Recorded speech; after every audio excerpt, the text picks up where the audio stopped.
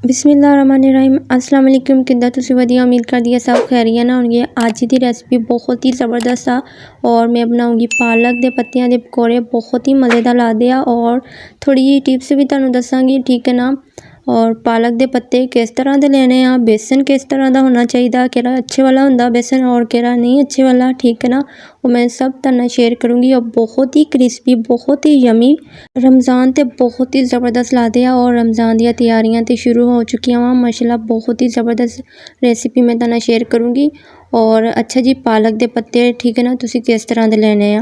पालक दे पत्ते बिल्कुल छोटे लेने आ, ठीक है ना। और नरम पत्ता हुंदा वा पालक दा, छोटा जिहा पत्ता जिहड़ा होगा ना ओहदा टेस्ट बहुत ही अच्छा आंदा। और छोटे छोटे पत्ते लओगे ताकि इहदा जिहड़ा टेस्ट ना बहुत ही मज़ेदार आए और बहुत मज़ेदार लगणगे, ठीक है ना। पालक नूं मैं अच्छी तरह धो लिया और इहदे विच मैं बेसन ऐड करूँगी, ठीक है ना। बेसन मैं कितना लऊँगी, 1 कप बेसन का ये ऐड किया, ठीक है ना। और हाफ कप मैं बेसन का ये और पाऊँगी, टोटल 1.5 कप मैं बेसन इस्तेमाल करूँगी, ठीक है ना।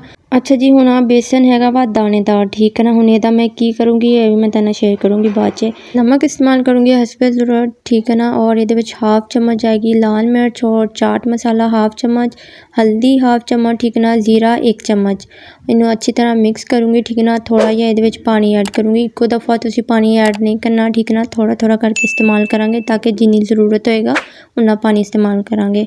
और अच्छी तरह मैं कर लूँगी मिक्स, ठीक है ना। और थोड़ा जिहा इहदे विच पानी ऐड किया, इक्को दफ़ा पानी ऐड नहीं करना क्योंकि इतना ज़्यादा पतला बेसन नहीं चाहिए, ठीक है ना। बेसन मैनूं मोटा लग रहा वा, किसी शॉप तो बेसन बहुत ही अच्छा मिलता और किसी तो बिल्कुल ही बेकार हुंदा वा। देखो बिल्कुल दानेदार आ बेसन। और इहदा मैं हुण थोड़ा जिहा तुहानूं एक टिप्स दसूँगी ताकि अच्छी तरह पालक ते बिल्कुल इस तरह नहीं चिपकेगा, ठीक है ना। पालक दे पत्तियां ते बिल्कुल नहीं चिपकेगा।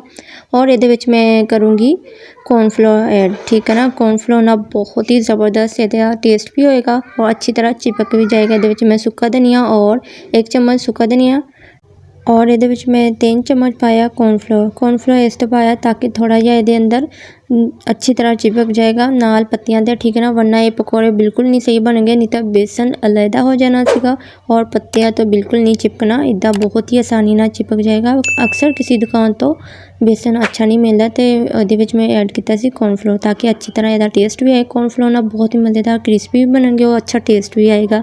अगर तुसीं मेरे चैनल ते नवे हैं तो जल्दी ना जाके सबसक्राइब कर दो और नाल ही बैल आइकन दा बटन प्रेस कर दिओ ताकि तुहानूं हर आने वाली वीडियो मिल सके। अच्छा जी, बहुत ही मज़ेदार इहदा टेस्ट होएगा। बाकी सारे मैं इदी रेडी कर लूँगी और फाइनल लुक बहुत ही मज़ेदार होनी है, बहुत ही ज़बरदस्त हो, इन्ने मज़ेदार क्रिस्पी होने ना। ट्राई करके ज़रूर देखियो, उम्मीद है तुहानूं भी पसंद आएगी। मेरे चैनल ते नवे हैं तो जल्दी ना जाके सबसक्राइब भी कर दिया करो। अच्छा जी, हल्की हल्की अग रखनी है, इन्नी ज़्यादा अग ते ज़्यादा फ्राई नहीं करने। अगर ज़्यादा फ्राई करूँगी ना ज़्यादा अग ते अंदरों जिहड़ा पत्ता होंदा ओहदा अच्छा टेस्ट नहीं आएगा और कच्चा रह जाएगा, क्रिस्पी बिल्कुल भी नहीं होएगा, बिल्कुल नरम बनेंगे। आ देखो देखने ते भी तुहानूं बहुत ही क्रिस्पी लगदे ने, इहदा टेस्ट माशाल्लाह बहुत ही यमी आ। बाकी सारे मैं रेडी कर लिया, देखो फाइनल लुक इहदी बहुत ही ज़बरदस्त होनी आ। उम्मीद है तुहानूं भी पसंद आएगी। माशाल्लाह बहुत ही क्रिस्पी और बहुत ही प्यारा कलर आ चुकिया वा। इन्ना ज़्यादा अग तेज़ नहीं करनी ताकि इहदा अच्छा जिहा कलर आए और बहुत ही मज़ेदार क्रिस्पी बने। मेरी रेसिपी तो रेडी हो चुकी है। उम्मीद है अज की रेसिपी तुहानूं भी पसंद आएगी। चलो जी, माशाल्लाह ट्राई करके ज़रूर देखिए। बहुत ही यमी बहुत ही क्रिस्पी रेसिपी है ना पालक दे पत्तियां दी, बहुत ही मज़ेदार। और पत्ता तुसीं हमेशा छोटे साइज़ दा लेना ताकि इहदा टेस्ट बहुत ही अच्छा है, ठीक है ना।